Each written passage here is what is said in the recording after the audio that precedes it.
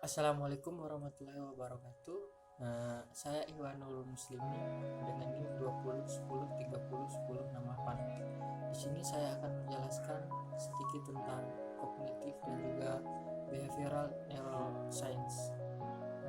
Di penjelasan ini ada 4 poin penting, yaitu yang pertama ada sinapsis, plasticity, yang kedua ada proses penyimpanan ingatan, yang ketiga ada tipe menangis dan air mata, yang keempat ada tipe memori. Itu yang pertama ada sinapsis plasticity. Struktur utama otak terdiri dari hemisfer kanan dan juga kiri. Otak terbagi menjadi 3 wilayah, yaitu otak ke depan, frontal, otak tengah, parietal, dan otak ke belakang, occipital. Sinaps terdiri dari 3 jalur utama, yakni sinyal elektrik otak, kemudian sinyal neuro atau neurotransmitter, kemudian ada Cap Janssen. Neuron dapat berkomunikasi dengan melepaskan bahan kimia yang dikenal sebagai neurotransmitter melalui akson dendrit lainnya. Neuron merupakan salah satu struktur yang kompleks pada tubuh manusia, merupakan sistem komunikasi utama yang mengantarkan impuls arus listrik pada tubuh manusia. Kemudian di dalam neuron ada 2 bagian utama seperti dendrit yang menerima dan mengantarkan rangsangan ke badan sel. Kemudian ada badan sel yang menerima rangsangan dari dendrit, kemudian meneruskannya ke akson.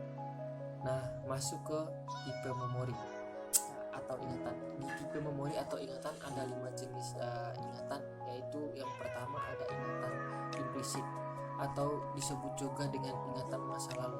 Ingatan ini terjadi karena ingatan masa lalu yang terjadi secara berulang. Kemudian ada ingatan prosedural. Ingatan ini bagian dari ingatan implisit.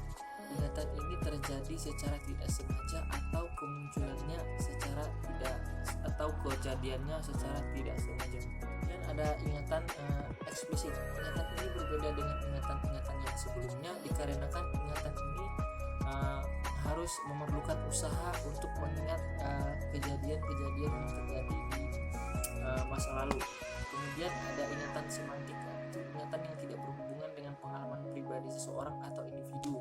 Ingatan ini berarti tidak berdasarkan kejadian yang telah lalu. Kemudian ada ingatan episodik.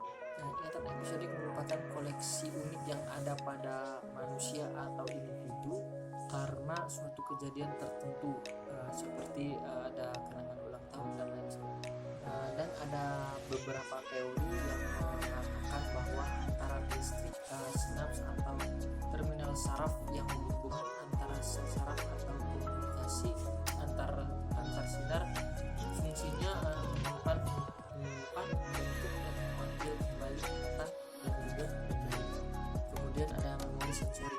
Memori sensori adalah memori yang mencatat atau menerima informasi dari rangsangan yang diterima dari luar melalui bantuan dari panca indera serta penglihatan, pendengaran, peraba, dan lain sebagainya.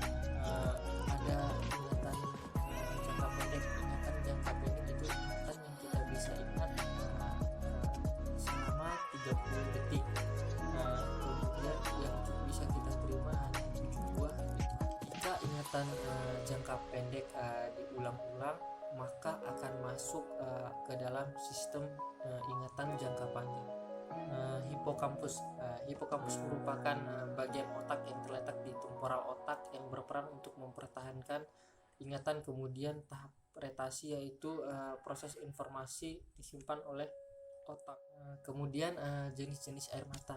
Air mata sendiri diproduksi oleh kelenjar yang bernama kelenjar lakrimal.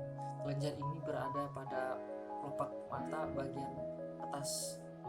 Kemudian tahap produksi air mata dipengaruhi oleh proses penguasaan kondisi kesehatan masing-masing individu. Kemudian lapisan-lapisan pada air mata terdiri dari lapisan lendir, yaitu membuat air mata melekat pada mata. Kemudian lapisan air mata merupakan lapisan yang paling tebal yang berguna untuk iritasi mata atau menjauhkan kita dari infeksi bakteri yang terbang dari udara, dari lingkungan luar. Kita kemudian yang paling utama adalah melindungi kornea mata. Air mata juga terdiri dari 3 lapisan yang berbeda. Lapisan yang berbeda ini mengandung berbagai macam nutrisi yang nantinya digunakan untuk melindungi dan melumasi permukaan mata.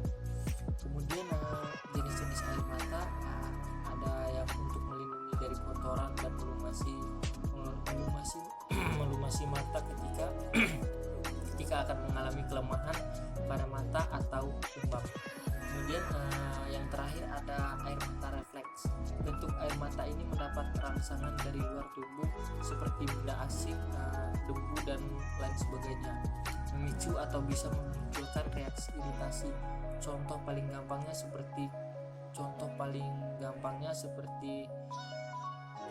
kita sedang mengiris bawang, akan keluar air mata. Nah, itu contoh air mata refleks. Sekian dari saya, lebih dan kurangnya